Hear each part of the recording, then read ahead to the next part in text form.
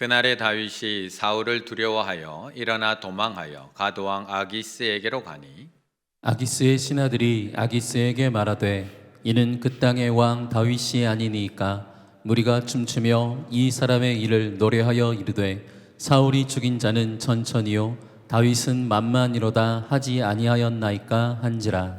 다윗이 이 말을 그의 마음에 두고 가드왕 아기스를 심히 두려워하여 그들 앞에서 그의 행동을 변하여 미친 채 하고 대문짝에 그적거리며 짐을 수염에 흘리매 아기스가 그의 신하에게 이르되 너희도 보거니와 이 사람이 미치광이로다 어찌하여 그를 내게로 데려왔느냐 내게 미치광이가 부족하여서 너희가 이 자를 데려다가 내 앞에서 미친 짓을 하게 하느냐 이 자가 어찌 내 집에 들어오겠느냐 하니라. 아멘.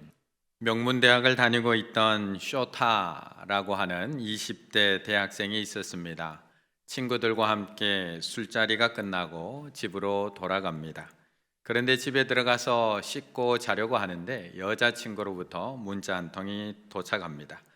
지금 당장 보러 오지 않으면 너랑 헤어질 거야. 늦은 시간에 비까지 내리고 있어서 고민을 하다가 그는 하지 말아야 할 음주운전을 하게 됩니다. 그렇게 차를 몰고 운전해서 가던 중에 뭔가 쿵 하고 부딪히는 소리와 함께 여자의 비명소리를 듣게 됩니다. 하지만 불안해진 쇼타는 차를 멈추지 못하고 그대로 달아나게 됩니다. 그리고 근처 주차장에 차를 세운 이후에 택시를 타고 집으로 돌아옵니다. 그렇게 잠이 들고 아침에 TV를 켜는 순간 그는 놀라지 않을 수가 없었습니다. 뉴스의 헤드라인 차에 200m 끌려가 여성 사망이라는 자막이 나오고 있었기 때문입니다. 결국 하루 만에 이 쇼타는 경찰에 체포가 됩니다. 그리고 실형 4년 10개월을 선고받게 됩니다. 이 사건으로 그동안 사회에서 존경받던 교육평론가였던 아버지는 사람들의 비난에 결국 술독에 빠져서 아내와 이혼을 하게 되고요. 누나는 약혼을 했던 남자와 파혼을 당하고 이름을 개명하고 엄마와 함께 고향으로 도망 내려가게 됩니다. 시간이 흘러 본인도 4년 10개월의 시간이 지나서 출소를 했지만 전과자라는 낙인이 찍혀서 더 이상 취업도 하지 못한 채 아르바이트를 하며 허름한 아파트에서 월세방에 살아가게 됩니다. 그렇게 힘든 삶을 지나가며 그는 괴로워하면서 이렇게 이야기합니다. 벌이 속죄가 아니라면 저는 어떻게 살아가야 하죠? 벌이 속죄가 아니라면 저는 앞으로 어떻게 살아가야 하는 건가요? 이 이야기는 속죄를 주제로 한 어느 도망자의 고백이라고 하는 소설 속의 이야기입니다. 벌이 속죄가 아니라면 저는 앞으로 어떻게 살아가야 하나요? 분명 4년 10개월이라고 하는 벌을 받았습니다. 그 벌을 받고 나왔음에도 불구하고 여전히 죄책감, 여전히 괴로움 속에 살아가야 하는 가해자의 절규를 다루고 있습니다. 물론 그 뒤에는 또 다른 이야기, 반전의 이야기가 담겨 있지만 분명히 법으로 정한 형벌, 법적 책임을 다했음에도 불구하고 여전히 죄책감의 도망자로 살아갈 수밖에 없었던 가해자는 이런 질문을 던집니다. 내가 진정으로 웃을 수 있는 날 과연 찾아올까요? 내가 이렇게 괴로워서 계속 도망자로 살아야 되는데 내가 진정으로 웃을 수 있는 날이 찾아올까요? 그렇다면 오늘 본문에 나오고 있는 도망자 다윗은 진정으로 웃을 수 있는 날이 찾아올까요? 쇼타라는 청년은 자신의 잘못으로 인해서 죄책감의 도망자가 되었지만 다윗은 아무런 잘못이 없는데도 지금 도망자가 되어 살아가고 있습니다.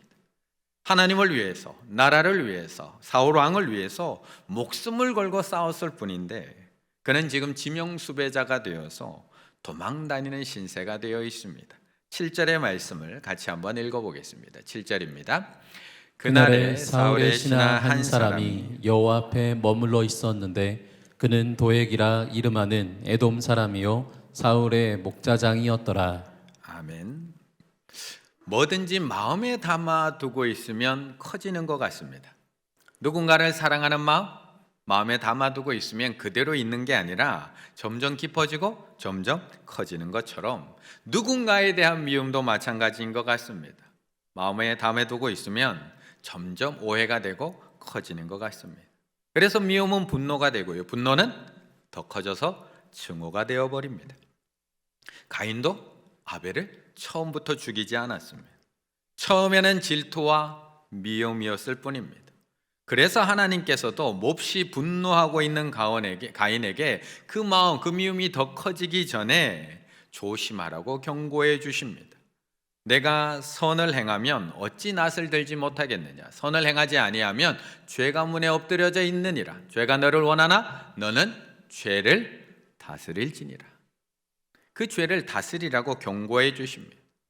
하지만 결국 가인은 그 미움을 다스리지 못해서 점점 커져서 분노가 되어버렸고 그 분노를 다스리지 못해서 결국 아벨을 죽이게 됩니다.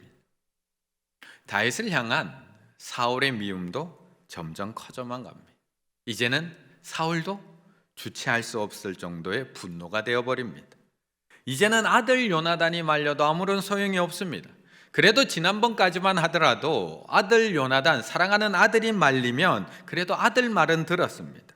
요나단이 아버지에게 다윗에게 범죄하지 마세요.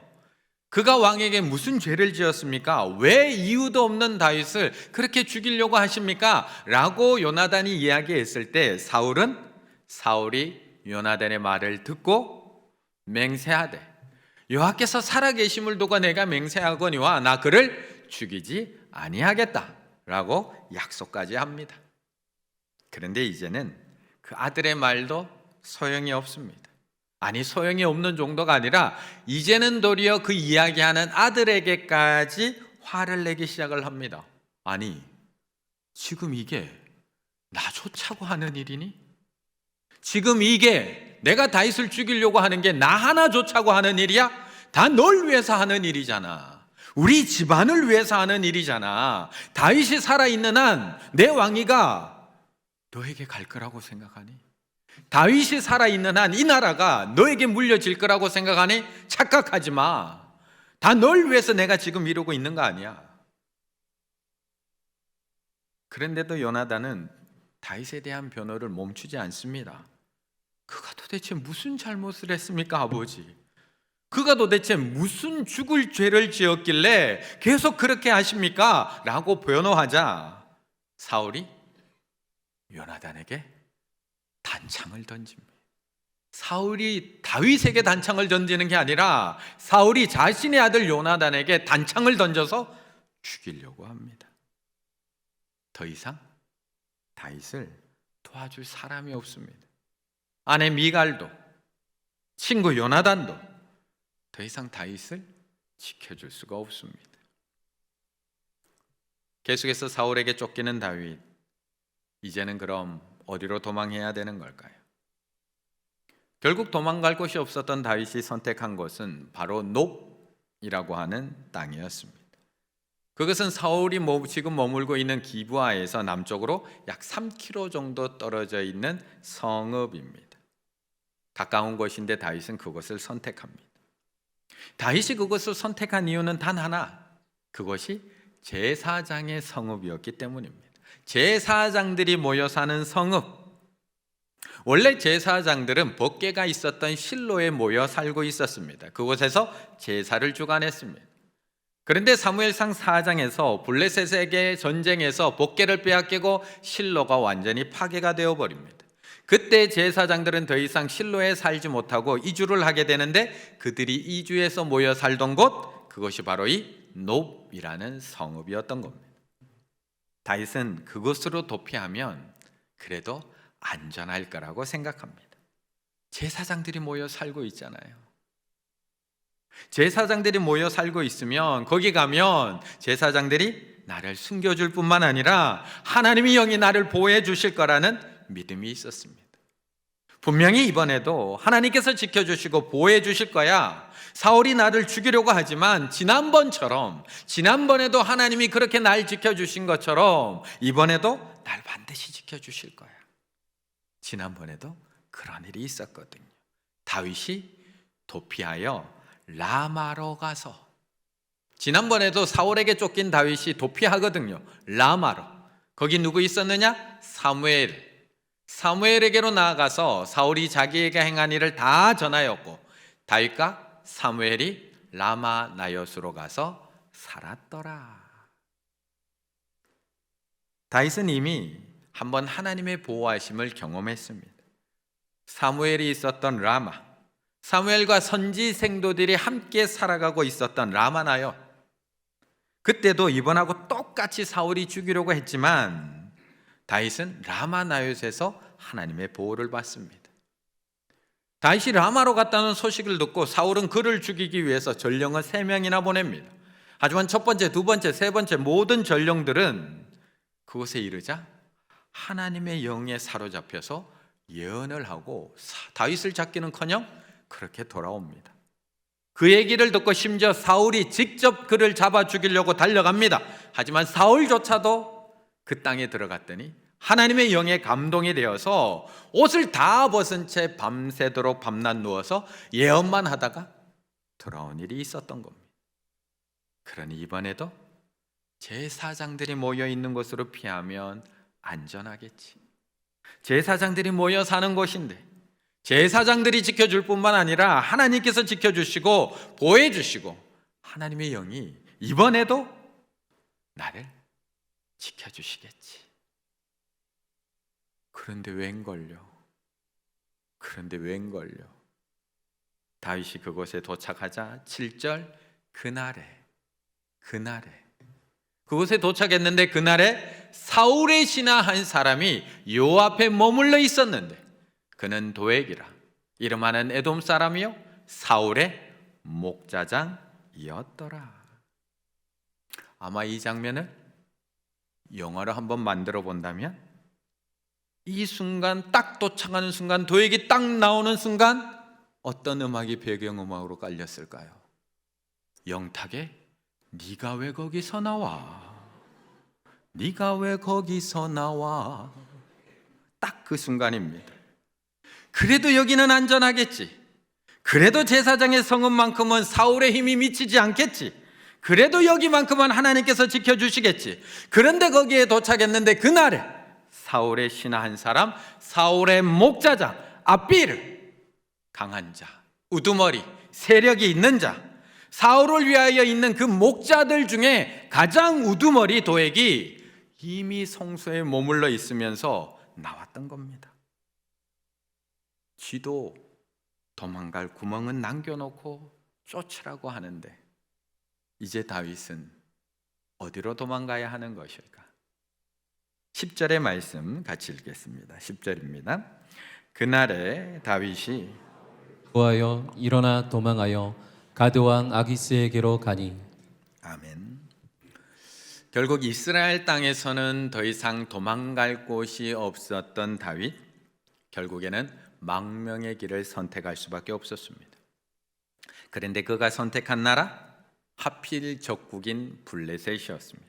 더 큰 문제는 블레셋에 5개 도시가 있었는데 5개 도시 중에도 또 하필 가드라는 도시를 선택했다는 것입니다.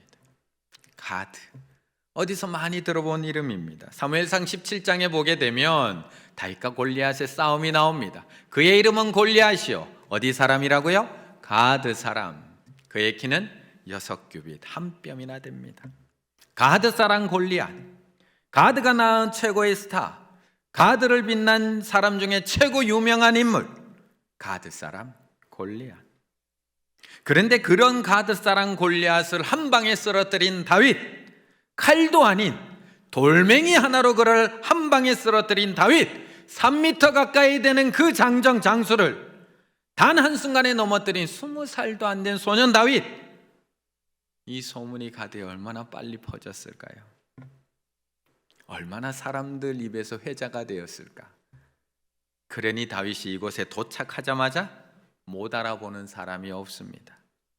심지어 이스라엘 백성들이 부르고 있는 노래까지도 그들은 다 알고 있습니다. 아기스의 신하들이 아기스에게 말하되 이는 그 땅의 왕 다윗이 아니니까 오자마자 알아보고 있습니다. 무리는 춤추며 이 사람의 이를 노래하여 이르되 사울이 죽인 자는 천천히요 다윗은 만만이로다 하지 아니하였나이까. 하나님 앞에 묻지 않고 피한 것이지만 여기까지 도망오면 그래도 안전할 줄 알았습니다. 사울의 손에서만 벗어나면 그래도 살아갈 수 있을 줄 알았습니다. 이스라엘은 더 이상 피할 곳이 없지만 사울을 피해서 가드까지 내려가면 그래도 죽임은 당하지 않을 줄 알았습니다. 그런데 오자마자 알아보기 시작을 합니다.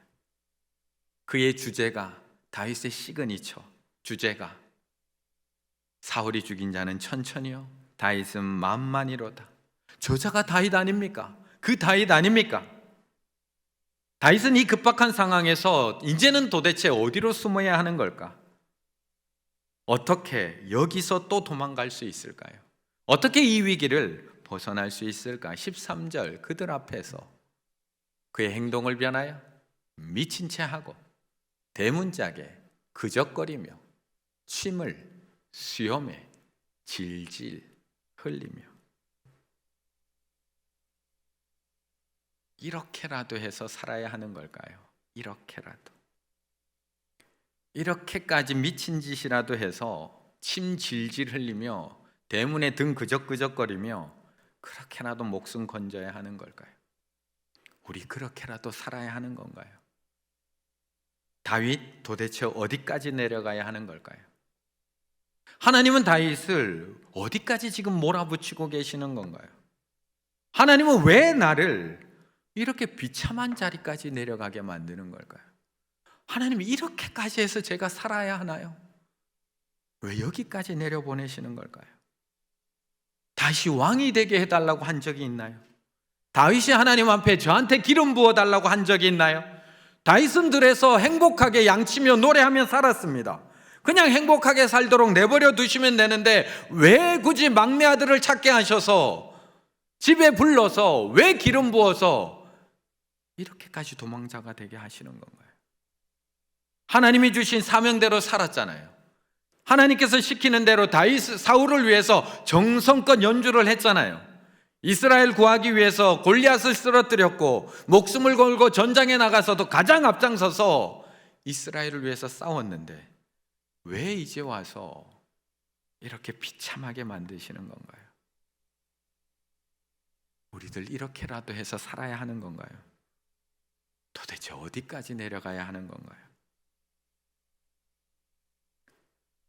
온누리 교회를 섬기다가 별세하신 하용조 목사님이라는 분이 계십니다. 하용조 목사님, 아마 이름은 다 들어보셨을 것 같습니다. 하용조 목사님은 2011 8월에 뇌출혈로 쓰러지셔서 수술을 받았지만 끝내 회복하지 못하고 그 다음날 65세의 나이로 별세하시게 됩니다. 65세에 별세했지만 하용조 목사님은 20대 때부터 각종 질병을 달고 사신 분입니다. 대학생 때 걸렸던 결핵으로부터 시작을 해서 감염, 간경화, 간암까지 간암 수술만 7차례를 받습니다. 30년이 넘도록 당뇨를 앓았고요. 심부전을 5년 동안 앓으셔서 투석을 5년 동안 해오셨습니다. 이런 종합병원으로 살아가시던 이 하용조 목사님이 돌아가시기 2년 전에 한 신문과 인터뷰를 합니다. 그 인터뷰에서 이렇게 이야기합니다. 건강이 좋아질 듯 나빠지고 좋아질 듯 나빠지고 반복하고 있네요. 아파서 잠 못 들 때면 새벽 2시, 3시 일어나 아내와 함께 막 울면서 하나님 앞에 기도합니다. 하나님께서 살려주시지 않으면 우리는 어디로 가나요? 하나님 좀 살려주세요 부르짖습니다. 그리고 모든 것을 내려놓고 우리가 할 수 있는 것은 아무것도 없어요 하나님이라고 고백합니다. 하나님, 약도 아니고 의사도 아닙니다. 하나님만이 정답입니다. 그런데 왜 이렇게 오랫동안 하나님 시간을 끄시는 건가요? 왜 이렇게 오랫동안 시간을 끄시는 건가요? 라고 기도하면 결국 나를 낮추시기 원하는 하나님의 마음을 깨닫게 됩니다. 하나님께서 어디까지 낮추실까요? 아마 내 자존심을 다 버릴 때까지인 것 같습니다. 목회도 일종의 오만일 수 있다는 생각이 들었습니다. 왜냐하면 영향력과 지배력을 가질 수 있기 때문입니다. 이런 깨달음을 통해 낮아지다 보면 하나님께서 또 회복시켜 주십니다. 놀라운 경험이고 놀라운 축복입니다. 하나님께서 왜 모세를 애굽 그 궁전에서 끌어내어서 광야 그 비참한 자리까지 떨어지게 만드는 걸까요? 하나님께서는 왜 요셉을 채색의 옷 입고 잘 사랑받으며 살아가던 그 집에서 끌어내어서 감옥 그 밑바닥까지 떨어뜨리시는 걸까요? 하나님은 왜 동방에서 가장 훌륭했던 욥, 존경받던 욥을 가장 비참한 욥으로까지 내려가게 만드시는 걸까요? 하나님은 왜 오늘 다윗과 우리를 내가 이렇게까지 해서 살아가야 되나? 내가 이렇게까지라도 해서 살아야 하나? 생각이 들 정도의 비참한 자리까지 우리를 떨어뜨리시는 걸까요? 22장 2절의 말씀을 같이 읽겠습니다. 2절입니다. 환난당한 모든 자와 빚진 모든 자와 마음이 원통한 자가 다 그에게로 모였고 그는 그들의 우두머리가 되었는데 그와 함께한 자가 400명 가량이었더라. 아멘. 결국 다윗은 미친 채하며 그 비참한 자리에서 살아나게 됩니다. 그리고 곧 또 도망갑니다. 바로 가드를 떠나서 남동쪽 약 14km 떨어져 있는 한 굴로 도망가게 됩니다. 가드와 헤브론 사이에 있는 사울의 통치권이 미치지 않는 속회암 동굴 하나로 또 도망 들어가게 됩니다. 또 내려갑니다. 아무것도 보이지 않는 캄캄한 동굴 그 막장까지 하나님께서는 내려가게 만드십니다. 그런데 그 굴의 이름이 뭐였죠? 아둘람, 뜻이 피난처, 은신처라는 뜻을 가지고 있습니다. 피난처, 은신처. 그런데 왜 지금까지 아무도 없었던 것일까요? 그것이 피난처이고 그것이 은신처이면 이미 피난 온 사람들, 은신한 사람들, 사울의 폭정과 박해에 피난 온 사람들, 은신한 사람들이 그곳에 이미 은신해 있고 피난해 있어야 되는데 왜 아무도 없었던 것일까요? 왜 다윗이 아둘람굴로 도망한 후에 사람들이 그곳에 모이기 시작한 걸까요? 2절의 말씀, 환난당한 모든 자, 빚진 모든 자, 마음이 원통한 자가 다 아둘람 굴로 모인 것이 아니라 그에게로 모였고 그들은 아둘람 굴로 모였던 것이 아닙니다. 그들은 다윗에게 모였습니다. 그들은 은신처로 도망온 게 아닙니다. 그들은 왕의 사위 다윗, 골리앗을 쓰러뜨린 능력 있는 다윗에게 모여든 것이 아닙니다. 그들은 더 이상 도망갈 곳이 없는 다윗, 비참한 자리까지 내려와 있는 다윗, 이렇게까지 해서 내가 살아야 하나 고민하고 있는 다윗, 더 이상 내려갈 곳이 없는 다윗, 나와 똑같은 아픔을 가지고 있는 다윗, 그들은 그에게로 모여들어 있는 겁니다. 환난당한 자, 빚진 모든 자, 마음이 원통한 자. 그런데 다윗만큼 환난당한 자가 어디 있을까요? 다윗만큼 사울에게 모든 것을 빼앗겨서 빚진 자가 어디 있을까요? 심지어 자신과 결혼한 아내까지 빼앗겨서 다른 남자에게 시집 보내버렸는데 그보다 원통한 사람이 어디 있을까요? 사울을 위해서 목숨을 걸고 전쟁에 나가서 싸운 것뿐인데 이렇게 비참하게 살아가야 되는 다윗만큼 원통하고 애통한 사람이 어디 있을까요? 그래서 사람들은 모이기 시작합니다. 말하지 않아도 내 마음 알고 있는 다윗에게로, 굳이 설명하지 않아도 내 아픔 알고 있는 다윗에게로 더 이상 도망갈 곳 없는 그들은 모여들 수밖에 없었던 겁니다. 그렇다면 우리는 오늘 이 자리에 왜 모였을까요? 우리는 왜 저 십자가 앞에 우리는 왜 모였을까요? 주일이라서 모이셨나요? 교회라서 모이셨나요? 아니면 날 위해서 고난당하시고 날 위해서 찔림 당하시고 날 위해서 징계받으시고 날 위해 채찍 맞으신 그 주님이 이곳에 계셔서 여기에 모이셨나요? 분명히 지난 주일에 제가 설교했듯이 피 흘림이 있어야지만 죄 사함이 있습니다. 분명히 저 십자가 위에서 우리 모두를 위하여서 주님께서 피 흘려 주심으로 말미암아 우리는 구원을 얻게 되었습니다. 그렇다면 피 흘림만 있으면 되는 것 아닌가요?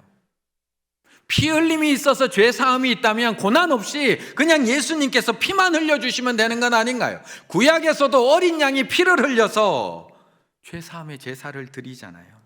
그럼 예수님도 고난 당하지 않고 고통 당하지 않고 그냥 피만 쏟아 주시면 되는 것 아닌가요? 왜 굳이 육신을 입고 이 땅에 오셔서 우리와 똑같은 시험을 받으시고 우리보다 더 심한 고난을 당하시고 우리가 겪어보지도 않은 초롱과 아픔과 고난을 당하셔야만 했던 것일까요?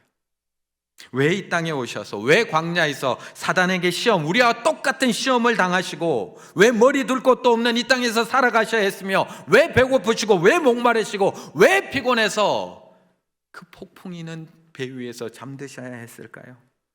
왜 사람들에게 조롱당하시고 왜 침뱉음 당하시고 구타당하시고 모욕당하시고 괴롭힘 당하셨을까요? 아까 찬양대에서 찬양했듯이 왜 800m나 되는 그 갈보리 언덕을, 골고다 언덕을 걸어 올라가셔야 했던 걸까요? 그냥 십자가에서 피만 쏟아다 주시면 되잖아요. 왜 몇 번이나 쓰러져 가면서 그 무거운 십자가를 쥐고 사람들의 조롱을 받으며 그것을 올라가야 했을까? 우리에게 있는 대제사장은 우리의 연약함을 동정하지 못하시리가 아니요, 모든 일에 우리와 똑같이 시험을 받으시니로되 우리와 똑같이 시험을 받으시니로되 죄는 없으시니라. 안 당해본 사람이 나의 마음 알 수 있을까요? 안 겪어본 사람이 저의 아픔 이해해 줄 수 있을까? 안 아파본 사람이 나의 상처 싸매어 줄 수 있을까? 동정하다, 심파테사이, 다른 사람이 어려움에 처지에 있을 때 마치 자기가 그런 처지에 있는 것처럼, 똑같이 경험해 보지 않으면 동정할 수 없다는 겁니다.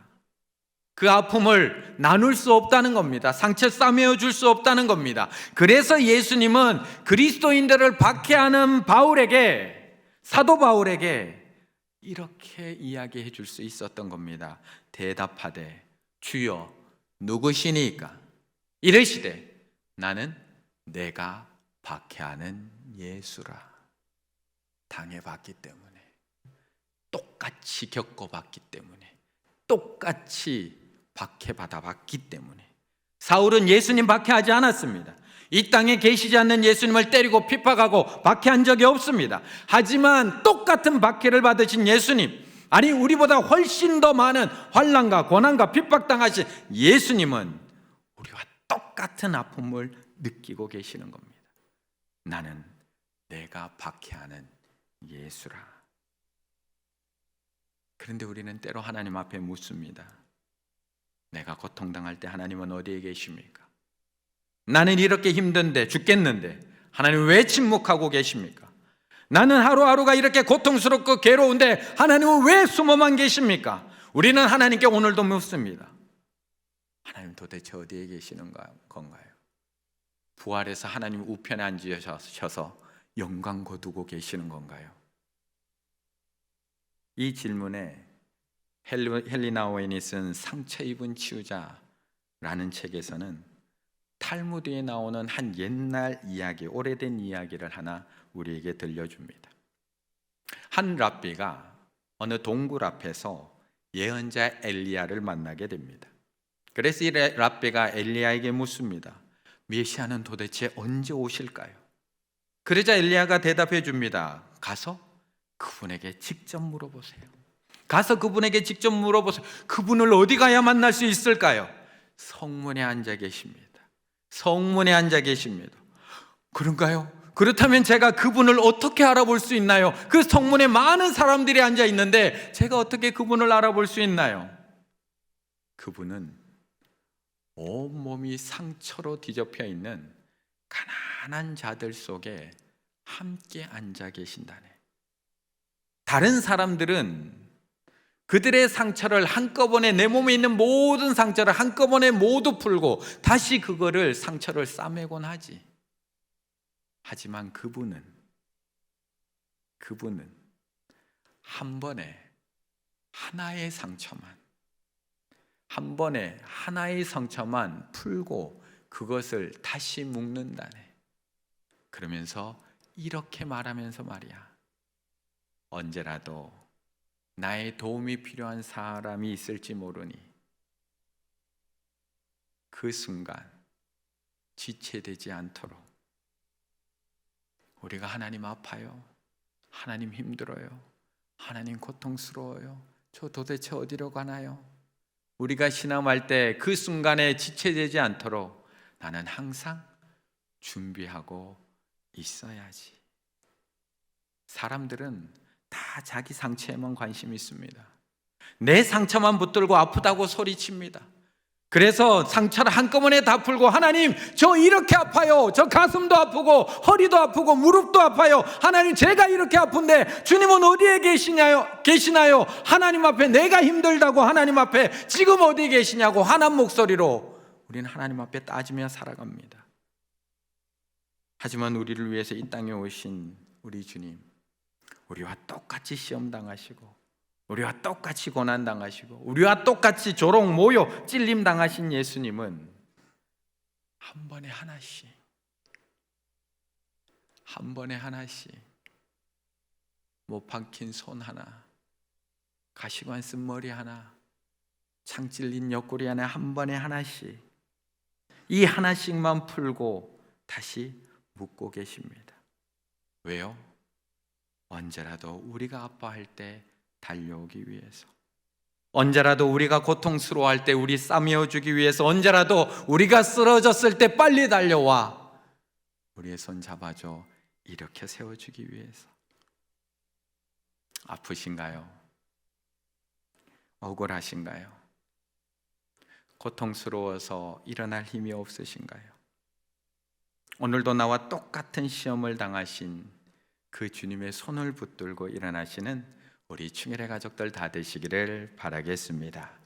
오늘도 나와 똑같은 고난 당하신 주님, 오늘도 나와 똑같은 조롱 당하신 주님, 오늘도 나와 똑같은 박해 당하셨지만 상처 다 꺼내놓고 아파하는 것이 아니라 내가 신음할 때 달려오시기 위하여, 내가 주님 찾을 때 달려오시기 위해서 오늘도 기다리고 계시는 그 주님의 상처 입은 손 꼭 붙드시고 다시 넘어진 자리에서 다시 일어나 다른 이의 손도 잡아주실 수 있는 우리 충일의 가족들 다 되시기를 간절히 바라겠습니다.